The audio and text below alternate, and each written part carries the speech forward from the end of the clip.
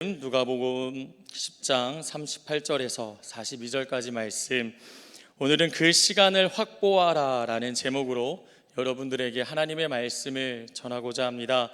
오늘 말씀은 우리가 잘 알다시피 마르다와 마리아의 이야기입니다.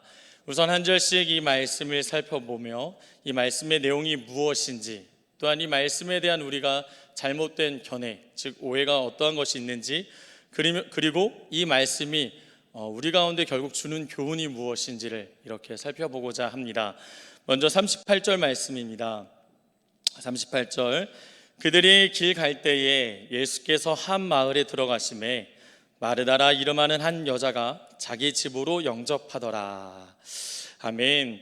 예수님께서 길 갈 때에, 그들이 길 갈 때니까 예수님만이 아니죠. 예수님의 제자들과 예수님을 따르는 많은 사람들이 있었습니다. 그래서 그들과 함께 한 마을에 들어가실 때에 한 여인이 예수님을 맞이합니다. 그 여인은 바로 마르다라고 하는 여인입니다. 그가 예수님을 자신의 집으로 초대해서 예수님을 영접하기를 원합니다. 매우 기쁨과 기대하는 마음과 설레이는 마음으로 주님을 영접하는 것입니다. 그렇게 주님과 주님 주변에 있는 사람들을 자신의 집으로 영접하였습니다. 그리고 예수님께서는 이 집에 거하셔서 이 집에 계실 때에 여느 때와 마찬가지로 말씀으로 사람들을 가르치십니다. 그래서 39절 말씀 보니까 그에게 마리아라 하는 동생이 있어 주의 발치에 앉아 그의 말씀을 듣더니, 첫 번째 장면은 마르다가 예수님을 주님 우리 집에 오십시오 라는 이 장면이었다면, 바로 이어지는 장면은 예수님이 말씀을 전하고 계시고, 그리고 그 발치에 앉아 마르다의 동생 마리아가 예수님의 말씀을 간절한 마음으로 듣고 있습니다. 마르다는 동생 마리아는 마르다와 달리 예수님을 대접하기보다는 그 말씀을 경청하여 듣고 있습니다. 근데 알다시피 마르다는 이렇게 예수님을 대접하기 위해 분주했다라는 것을 알 수 있습니다.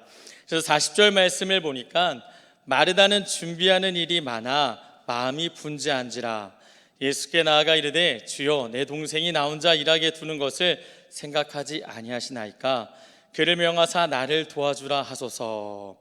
마르다는 처음에 주님을 영접하고 자신의 집으로 초대할 때는 굉장히 기분 좋은 마음이었어요. 설레이는 마음이고 무척이나 즐겁고 기쁜 마음으로 예수님을 대접했습니다. 그리고 막 준비를 했어요. 많은 기대가 있었겠죠. 내가 예수님을 초대하다니, 예수님이 우리 집에 거하셔서 저렇게 말씀을 전하시다니, 다양한 생각과 함께 굉장히 들뜬 마음이었을 것입니다. 그런데 예수님을 위해서 대접하는 그 준비하는 손길, 그 일이 너무 많아지다 보니까 성경은 마르다의 마음이 분주하게 되었다고 이야기를 합니다. 쉽게 말해 힘이 들었다라는 거예요. 이런 상황 속에서 마르다는 자신 혼자 이것을 감당할 수 없기 때문에 마리아가 도와주기를 너무나도 원했습니다. 동생이 못마땅한 거죠. 같이 힘써서 예수님을 대접하면 좋겠는데 마리아는 예수님의 발치에 앉아서 예수님의 말씀만 듣고 있는 것입니다. 그래서 마르다는 참다 못해 예수님께 나아가 말씀을 드립니다. 예수님께 자신의 동생을 명하사 나를 도우라 하소서라고 이렇게 부탁을 드려요. 그런데 이 상황 속에서 예수님께서는 마르다의 의견을 듣고 그렇게 하라고 하신 게 아니라 이렇게 말씀하십니다. 41절 42절 말씀, 주께서 대답하여 이르시되 마르다야 마르다야 내가 많은 일로 염려하고 근심하나 몇 가지만 하든지 혹은 한 가지만이라도 족하니라. 마리아는 이 좋은 편을 택하였으니 빼앗기지 아니하리라 하시니라. 오히려 마리아가 좋은 편을 택하였다고 말씀하고 계십니다. 마리아가 행하는 행실을 칭찬했다라는 것이죠. 오늘 이 말씀, 이 모습 속에서 오늘을 살아가는 우리에게 주는 교훈이 무엇일까요? 먼저 교훈을 살펴보기에 앞서 이 말씀에 대한 다양한 오해들이 있는데요, 크게 두 가지는 이러한 것이 있습니다. 이 본문 말씀을 통해서 오해하는 사람들 중 오해하는 것 중 하나는 예수님께서 마리아와 마르다에게 차별을 두셨다는 생각이래요. 그러니까 마르다를 조금 더 이뻐하셨으니까 마리아를 조금 더 이뻐하셨으니까 마르다가 그렇게 말했을 때에 차별을 두고 말씀하신 것 아닌가 라고 생각하는 오해가 있는데요. 그런데 요한복음 11장 5절 말씀에 보니까 예수께서 본래 마르다와 그 동생과 나사로를 사랑하시더니, 예수님의 사랑은 이미 삼남매에게 동등했다라는 것이죠. 이미 충분히 사랑했다라는 것입니다. 이 오해가 잘못된 것이고요. 그리고 또 하나의 오해는 무슨 오해가 있냐면, 마르다의 일은 중요하지 않고 마리아가 한 행동이 중요하고 그렇게 행동해야 한다라는 생각입니다. 이런 오해를 많이 한다라는 것이죠. 우리는 둘 중 하나를 선택해야 한다. 그러나 주님은 말씀을 듣는 것을 더욱 좋아하신다라는 오해를 쉽게 한다라는 것입니다. 그러나 이 말씀이 의미하는 바는 이것이 결코 아닙니다. 우리는 교회 안에서 마리아뿐만 아니라 마르다처럼 봉사하고 섬기는 사람이 반드시 필요하다는 것을 알 수 있다는 것이죠. 둘 중에 무엇을 선택해야 하는 문제가 아니라는 것입니다. 이런 오해를 벗어버리고 마르다의 일도 중요하고 마리아의 일도 중요하다는 것을 아셔야 돼요. 그렇다면 이 말씀이, 그러면 이 오해를 벗어버리고 우리에게 주는 교훈이 무엇이 있을까요? 세 가지를 한번 살펴보고자 합니다. 오늘 이 말씀이 우리에게 주는 교훈, 첫 번째는 무엇이냐면, 첫 번째, 성도는 섬김의 자리에서 자신의 마음 상태를 늘 살펴봐야 된다는 거예요. 섬김의 자리에서. 40절 말씀, 마르다는 준비하는 일이 많아 마음이 분주한지라 예수께 나아가 이르되, 주여, 내 동생이 나 혼자 일하게 두는 것을 생각하지 아니하시나이까? 그를 명하사 나를 도와주라 하소서. 앞서 말했듯이 마르다는 처음에는 기쁨으로 예수님을 영접했다라는 거예요. 그 섬김의 자리에 있었을 때 마르다의 마음은 매우 기뻤다라는 겁니다. 기쁘고 감사하고 즐거운 마음으로 예수님을 모셨다라는 거예요. 그러나 그녀에게 어떠한 변화가 있냐? 이 기쁨의 마음이 오래가지 못했다라는 것입니다. 본문 말씀을 보니까 그녀가 준비하는 일이 많아 마음이 분주해졌다고 말을 합니다. 그러니까 마음이 혼란스러워지고 복잡하고 부담을 껴안게 됐다라는 거예요. 그리고 그녀는 결국 이 기쁨의 마음이 사라진 채, 감사의 마음이 사라져버린 채 불평을 털어놓게 됩니다. 예수님께 말하여 자신의 동생이 자신을 돕게 하라고 부탁을 드립니다. 그런데 이 말씀을 보면 어떻게 보면 마르다의 행동이 이해되는 것 같지만, 사실 마르다는 그 마음에 두 가지의 큰 문제가 있다는 것을 알 수 있어요. 먼저는 그녀의 마음이 기쁨과 즐거움이 아닌 불평의 마음으로 변했다는 거예요. 그러니까 지금 마르다가 예수님께 동생에 대한 불평을 쏟고 있는 것처럼 보이지만 사실은 예수님께 불평을 쏟는 거예요. 예수님, 아니 내가 이렇게 애쓰고 고생하는데 왜 마리아는 듣기에 가만히 놔둡니까? 나를 도와주라고 해야 하지 않습니까? 그러니까 예수님을 향한 그 마음이 이렇게 변했다라는 것이에요. 그리고 그녀의 마음은 이 불평뿐만 아니라 어떤 마음으로 변했냐면, 40절 말씀을 보니까 예수님께서 마르다야 마르다야, 네가 많은 일로 염려하고 근심하나라고 말씀을 하세요. 그러니까 열심히 주님을 섬기고자 했던 이 기쁨의 마음이 불평의 마음으로 바뀌었고, 자신도 모르는 사이에 염려와 근심의 마음으로 뒤바뀌었다라는 거예요. 예수님은 그것을 지적하고 있다라는 것입니다. 여기에서 우리에게 주는 교훈이 있다라는 거예요. 섬김은 무척 중요하지만 그것이 감사나 기쁨이 아닌 불평이 되는 순간을 조심해야 된다라는 거예요. 나도 모르는 사이에 불평, 나도 모르는 사이에 이 주를 위하여 섬기는 일이 염려와 근심이 되는 것을 늘 조심해야 된다는 것입니다.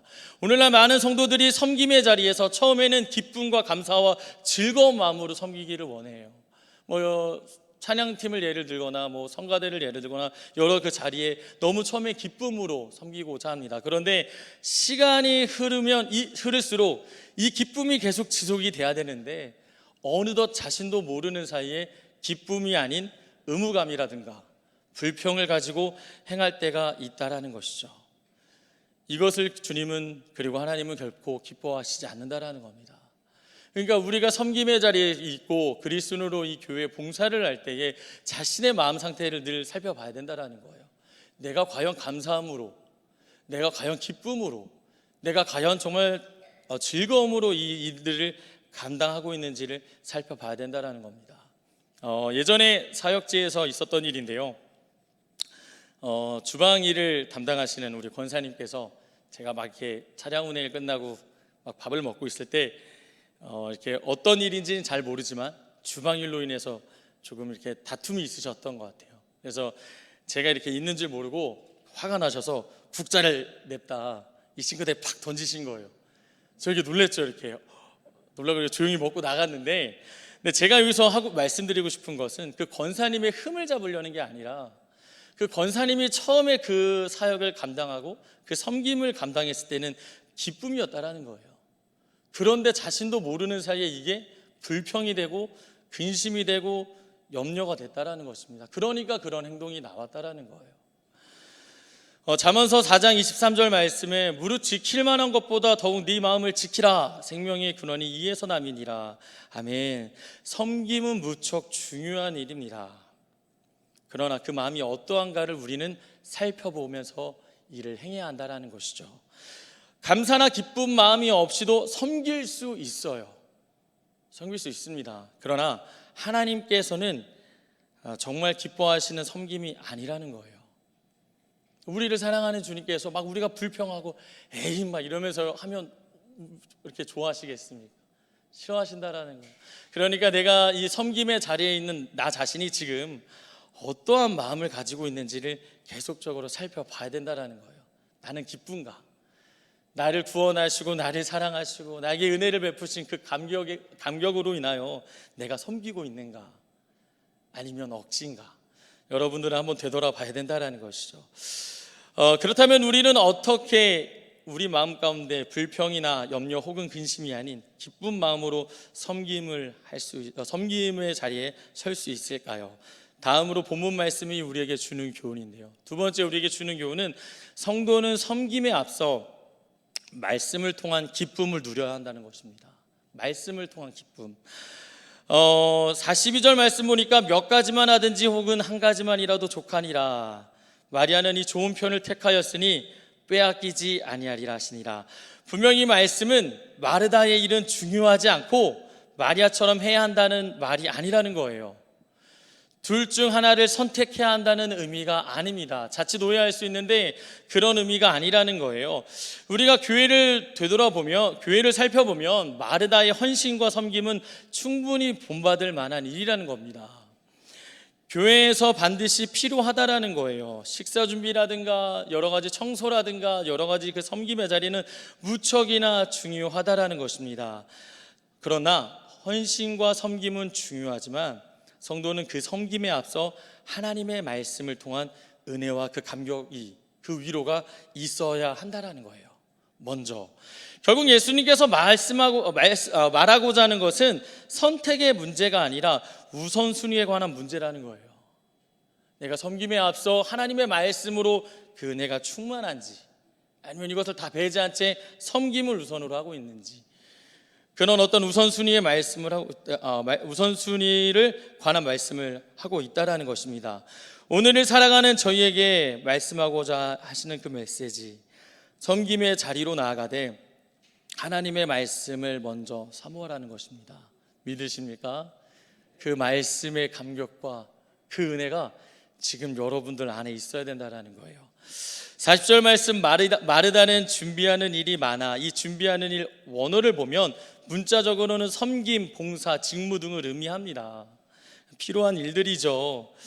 그러나 이러한 일들을 감당하기에 앞서 먼저 하나님의 말씀이 늘 내 안에 있어야 돼요. 이것이 사라지는 순간 불평과 염려와 근심의 자리로 바뀌게 된다는 것입니다. 아까도 말씀드렸듯이 우리가 처음 섬김의 자리로 나갈 때 그 감격 여러분 기억해 보십시오. 나 같은 죄인이 구원함 받은 것도 감사한데, 그런데 나에게 주님께서 귀한 자리를 맡겼을 때 얼마나 기쁘고 감사합니까? 주님, 나 같은 사람에게 이러한 자리 참 귀합니다 라고 말을 하죠. 그러나 시간이 지나고 나서 나도 모르는 사이에 은혜의 감격이 사라지면 이것이 기쁨과 감사가 아닌 불평으로 뒤바뀌어 버리게 된다는 것입니다. 다시 말하지만 이 섬김의 자리, 이 자리에 있을 때 하나님의 말씀을 먼저 붙들어야 돼요. 그 말씀의 은혜가 여러분들 가운데 늘 있어야 한다는 것입니다. 어떤 사람들은 이 섬김의 자리에 있을 때 내가 불평이 있고 염려가 들고 근심이 생기면 이것을 아예 내려놓으려고 하는 분들도 계세요. 그냥 내가 이게 감사가 안 되니까 나랑 맞지 않나 보다, 그러니까 내려놔야지, 이건 나와 어울리지 않는 것 같아, 그러나 내려놔야지, 이런 고민들을 하는 분들을 봅니다. 제가 사역할 때도 마찬가지였는데요. 다른 교회 전전 이제 교회에 있었던 사역제에서 있었던 어떤 청년이 저에게 했던 고민이에요. 제가 이제 전도사였으니까 전도사님 하면서 상담을 요청했는데, 자신이 주일학교 사역을 하다 보니까 너무 힘들다라는 거예요. 그러니까 뭐 주일에 말씀에 집중도 안 되고 신앙생활이 더 어려워지는 것 같아서 자신도 모르게 불평하고 뭐 이렇게 힘들어하니까 이것을 내려놓는 게 좋을 것 같습니다. 어떻게 해야 할까요? 라고 이렇게 질문을 하더라고요. 근데 이 청년뿐만 아니라 그런 종류의 질문을 하는 친구들이 참 많았어요. 그러면 저는 그때마다 이런 이야기를 했습니다. 형제님의 상황을 하나님이 아십니다. 그리고 하나님이 힘을 주십니다. 이것을 그냥 내려놓는 것이 능사가 아니라 이 감당할 수 있는 힘을 놓고 기도하고 기쁨으로 섬길 수 있는 그 마음을 구하십시오. 하나님의 말씀과 그 은혜로 다시금 이렇게 회복을 강구하십시오 라고 이렇게 권유를 했던 것 같아요. 그러니까 우리가 생각할 때는 내가 이 섬김의 자리에서 부담되고 불평나고 염려와 근심이 있으니까 내려놔야지, 그게 아니라는 거예요. 내 힘으로 하려니까 그러는 겁니다. 내 의지를 가지고 하려니까 나도 모르게 율법처럼 막 억지로 하게 되는 거예요. 그러나 우리가 섬김의 자리에 있어서는 주의 말씀의 기쁨과 은혜, 그 감사함으로 하는 것입니다. 그러니까 그 말씀이 여러분들 삶 가운데 계속적으로 있어야 한다는 것이죠. 끝으로 오늘 본문 말씀이 우리에게 주는 교훈이 무엇이냐? 세 번째는, 그럼 결국 우리에게 주는 교훈은 성도는 말씀을 가까이 할 시간을 확보해야 된다는 거예요. 늘 확보해야 된다는 겁니다. 너무 당연한 말씀이죠. 너무 당연한 말씀인데 우리는 이것이 너무 뒷전으로 가 있을 때가 많이 있습니다. 그러나 우선으로 하십시오. 우선으로. 39절 말씀에 그에게 마리아라 하는 동생이 있어 주의 발치에 앉아 그의 말씀을 듣더니. 아멘. 마리아를 통해서 우리가 배울 점이 무엇이냐면 그녀가 예수님의 말씀을 상당히 사모했다라는 거예요. 예수님께 나아가는 그 자리를 철저하게 확보했다라는 것입니다. 마리아의 그 모습이 당시 랍비 전통에 의하면 굉장히 어긋나는 모습이에요. 여인이 남자 가까이, 랍비 그러니까 선생, 가르치는 자에게 가까이 나아가 앉아 있는 것 자체가 굉장히 문제가 되는 겁니다. 여성들은 지도자들 앞에 나갈 수가 없어요. 그러나 예수님은 차별을 두지 않고 가르치셨습니다. 그래서 나올 수 있었겠죠. 그러나 그 시선은, 그 불편한 시선들은 존재했다라는 겁니다. 저렇게 나아가는 것을 지적하거나 수군대거나 뭐라고 충분히 할 수 있었다라는 거예요. 그러나 마리아는 사모했습니다. 그 자리를 확보했다라는 거예요. 사람들의 시선이 그러하니까, 당시의 문화가 이러하니까, 내 상황이 이러니까 내가 뒤에 앉아야지, 내가 멀리서 들어야지, 다음에 들어야지, 이게 아니라 그 자리를 확보했다라는 거예요. 어떻게 해서든 사수했다라는 겁니다. 우리도 그래야 한다는 것이죠. 여러분들의 삶 가운데서 말씀을 얼마나 가까이 하십니까? 여러분들을 판단하고 정죄하려고 하는 말이 아니라 여러분들에게 한번 상기시키고자 이렇게 한번 하는 질문입니다. 얼마나 여러분들 말씀을 가까이 하고 계십니까? 그 말씀의 은혜가 여러분들 삶 가운데 얼마나 이렇게 갖고 계십니까? 요즘 알다시피 이제 다이어트의 계절입니다. 네, 이제 살을 슬슬 빼야 될 때가 그죠? 이제 왔는데, 근데 우리가 다이어트 할 때마다 우리가 정답을 알지만 늘 실패를 하죠. 식단 관리도 해야 되고 운동도 해야 되고 그리고 유혹도 이겨내야 되고 여러 가지 정답은 알지만 매번 힘든 것을 보는데, 그런데 이 다이어트를 할 때 우리가 누구나 다 알고 있는 사실은 이 다이어트를 하기 위해서는 시간을 쏟아야 된다는 거예요. 내가 운동할 시간을 확보해야죠. 내가 열심히 살 빼고 싶어, 내가 열심히 건강해지고 싶어, 그러나 시간 없어. 그러면 그 사람은 다이어트를 못하는 거죠. 마찬가지 아닐까요? 내가 하나님의 은혜 안에 가고 싶어.